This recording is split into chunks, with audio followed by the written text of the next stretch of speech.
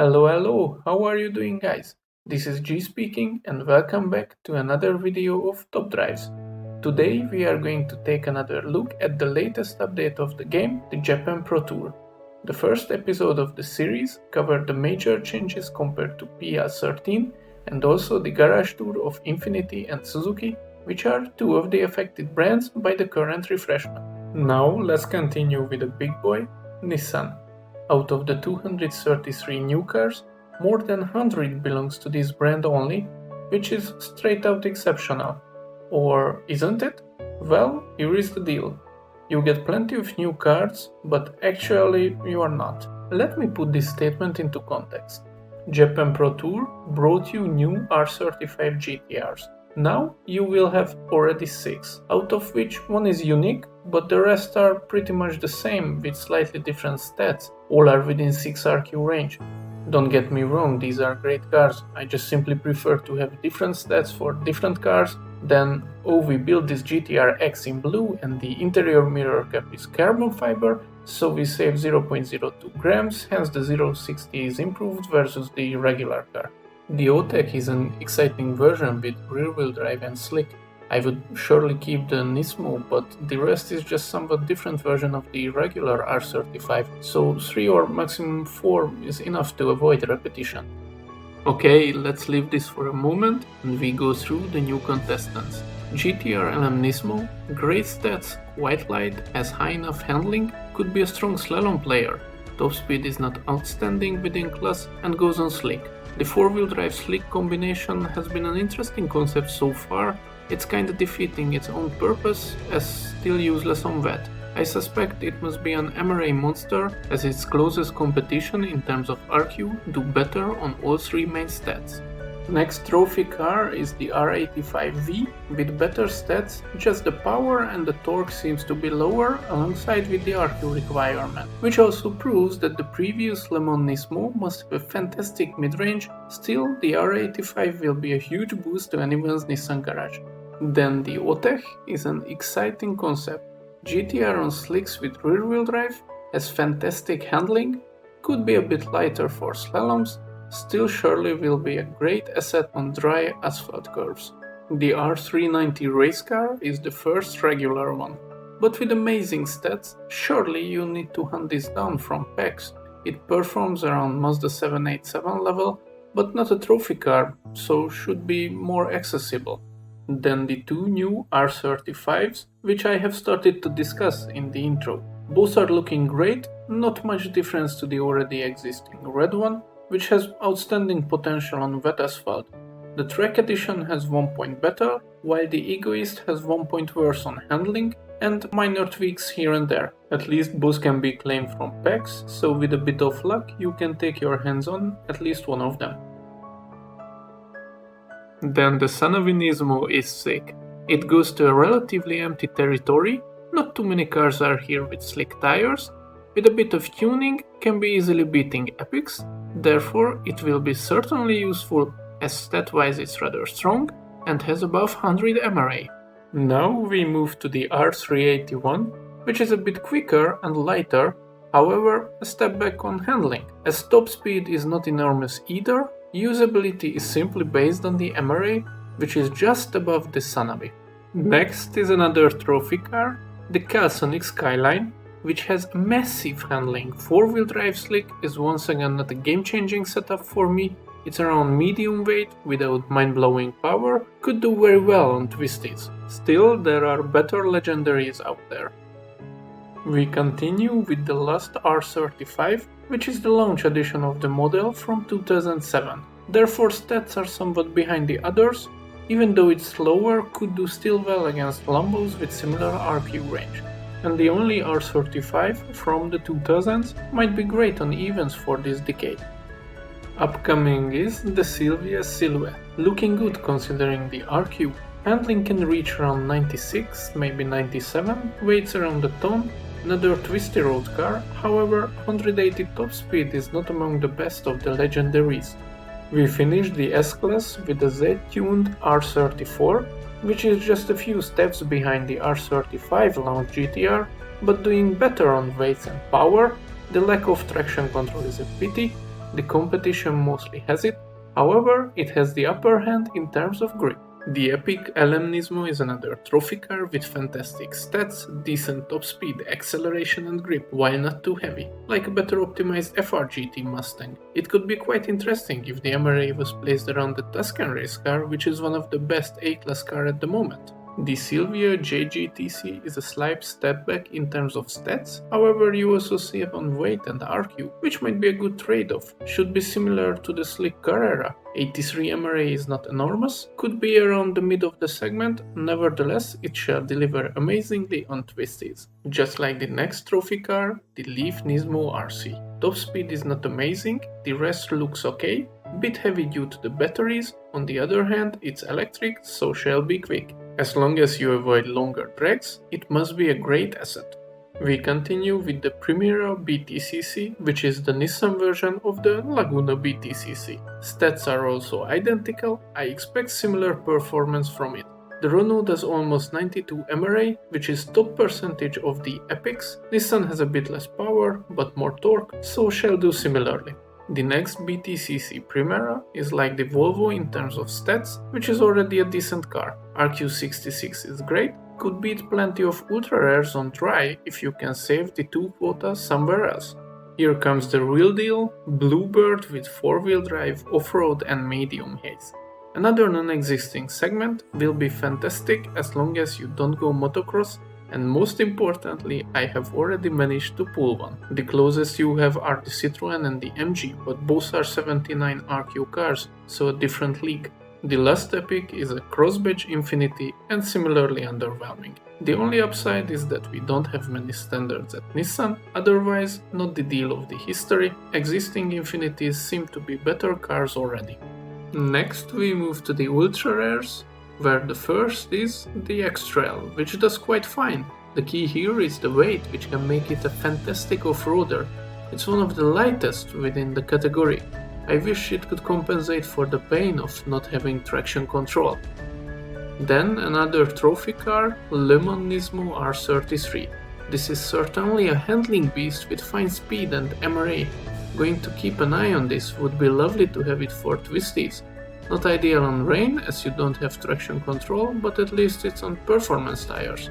To partially address this, you have the Z Nismo, bit heavier, but all driving aids and can be found in packs. Also the picture looks badass, hoping to acquire one soon. And an old friend Pulsar GTI. Would like to see it with a hot hatch tag though. It's 4-wheel drive, medium clearance, fantastic combo for wet cities, just keep in mind the lack of traction control for rain. With its light weight, might even have a fair chance on slaloms. A new Rally Silvia can be an asset now that off-road cars got nerfed. This one still has great top speed, not the best 0 to 60 in the history, but might offset it with tremendous handling. Yet I have doubts if it wins over the good old Silvia 240. Another off-roader is the Xterra. 4-wheel drive, high clearance, heavy as most of the off-roaders. It's a keeper, as no other Japanese car comes with this spec. One of a kind rarity, always pushes values up. The original 370Z Nismo from 2009 seems like a good bargain. Bit lower stats but still fantastic grip in its RQ range, and now it's 70 kilos lighter, therefore MRA also increased by a sliver. The Silvia also looks okay, great handling, relatively fine weight, acceptable overall. This car is almost the definition of average, from speed through MRA to handling and weight, it does everything just fine. The K12 Micra 350 SR is exciting. It's surprisingly heavy, has fantastic 0 to 60, quite powerful grip, another twisty car. I was honestly surprised that it has low clearance. Medium would have made it truly powerful ultra rare car. Another 370Z, it's a roadster this time. Aside of the body type, it's a bit of a letdown. The RX-7s are better with the same RQ, yet the roadster shape could make it worth considering for specific events. And finally, the Pulsar Nismo, which is not a hot hatch either. Still fantastic handling, medium ride haste, rather strong 0 to 60 within its type, and its front wheel drive. I presume it will go up RQ wise later. But now we go down rarity wise to super rares. The 300ZX is not a mind-blowingly good all-rounder. The yellow 350Z, which is now silver, is performing better for the same RQ. Where the ZX shines the most is the MRA. This one goes almost 75, which is among the best of C tier. Handling is not too shabby either, can be an ideal car for fast races. Then we have another Infiniti with Nissan badge. It doesn't have enormous MRA, hence will not be a fast track king, quite heavy and no traction control on the other hand, so also less ideal for the twisties. Even Cedric seems to be a better choice, slightly lighter, has traction control, just a bit slower than the Sima, but I can imagine it's ahead in terms of versatility, as the mid-range is better on this one. Once again, the sheer number of standard tire is low with this patch, therefore it might be worth keeping. Next is the Silvia Spekar. A great all-rounder, above 71 MRA is decent for its class, the lightness might put it ahead of the good old yellow, now silver 350Z. Slightly slower, but certainly regains it with mid-range on longer rounds. Then another bright star is the Cherry Coupe. Great acceleration, only the top speed and the core power lacks a bit. However, the best part is that it's only 645 kilos without upgrades, certainly a great slalom car, maybe even beating some Lotuses there. Now we are going off-road again with the new Frontier, which is one of the few cars with this type of tire in the Pro Tour series. Even though it's a bit sluggish, acceleration is on low-end C tier level, it does a fantastic job on handling, easily on ultra rare level. This pickup also has full driving aids, which is not common in the class either, and to close, the MRA is also somewhat acceptable. I recommend to keep an eye on it. Then we have the Z-Engine sedan, which is graded as a coupe. As a consequence, the GT has lovely power figures, decent 0 to 60 and MRA, grip is also okayish, but is too heavy for slaloms. If it only has medium clearance or a bit higher top speed, that would make it a truly remarkable car. Next we continue with the Leopard Type X, which is a slight step back from the Cedric. You only save one RQ, yet you get a slower, heavier car without traction control. Will not be my top pick for sure, simply due to cost-benefit ratio versus the Cedric. The Pulsar VZR is a lovely hot hatch without the tag once again. It has medium clearance, passable speed and MRA, however it's much lighter than the neighborhood, only the R2D2 has lower weight, meaning could be great from slalom-like tracks. After that it's Bluebird time. First the U13 Limited, which is medium clearance, 4-wheel drive, performance tires with rather small weight, not too shabby mid-range, and surprisingly not too many cars arrived with this combination for Japan Pro Tour. Despite of the large amount of Subarus introduced, those mainly went to ultra rares. The U12X is where we continue, a bit lighter, slower, however goes on standard. There are only 4 cars with this setup in C-Class and above introduced with this update, which would make you think it's a great choice. The twist is that the next Bluebird, the U14, is a direct competition, with full driving aids, outmatching X's disappointing mid-range, has tiny bit higher top speed for 1 quota less, and you only gain a bit of weight, and a step back on 0 to 60, which shall not be the main feature of this car. Overall, I better go for the lower RQ car, I suspect it will be more usable on longer term. Then another interesting concept, the Violet Rally car. Rear-wheel drive, off-road and only RQ42, which is again a niche. The 2-wheel drive super rares are all in the 48-49 region, and since one of the Blue Escort got standardized, only the Rally spec remained as a competitor. Unfortunately, it's a trophy car. Since it has worse handling, not extreme speed figures, I expect the MRA to be a great deal. We will see it once it's available to be acquired. Then we have an SUV with performance tires. Only for this reason I would collect it. Otherwise it's not so remarkable, not too heavy, mid-range is also somewhat edible, has a decent grip, but that's all, a bit of an average car. Following right after is the 4-wheel drive version of the Nissan, which has put on some weight and slowered a bit as well. Yet with traction control and ABS, decent handling, it can surely become a great low C tier rain runner. In the last video I said about the Infiniti i35 that you will not chase it all the time. Well, the Leopard Xr is maybe a car which you will pursue even more seldomly. You get just a bit more of handling, a better top speed, however it asks for one more RQ, while providing worse MRA and 0 to 60. As a bonus, you even lose traction control and get heavier. There are just simply better cars out there for this purpose, even the i35 in my reading, even though that's front wheel drive. After that, let's discuss the Terrano rally car, which goes on off-road with 4-wheel drive. Within its league, it does well on lightness and handling, speed is a bit of a letdown, could work on twisties if 2-wheel drive off-roaders are not allowed. There are not too many Japanese off-roaders, hence I would collect this one. Another standard player is the Zafiro, which is identical to the i35 with better speed but less handling and MRA. As it is front wheel drive, it might not be ideal for drags, and also the lack of traction control would drive me to the Infinity instead. Leopard is at least rear wheel drive and has better handling and only an RQ more, so this one is a no-go for me. The last super rare is the Xterra, which is rather dreadful. It's heavy, low on handling, the 0 to 60 looks promising but is missing top speed and mid-range. I would rather pick a Navara instead. If you insist, there is even a slower and heavier version of this called the Pathfinder. Removing the only strength of the car, it is pretty much fused material unless you are preparing for 90s Alter and Drag event only for rare cars.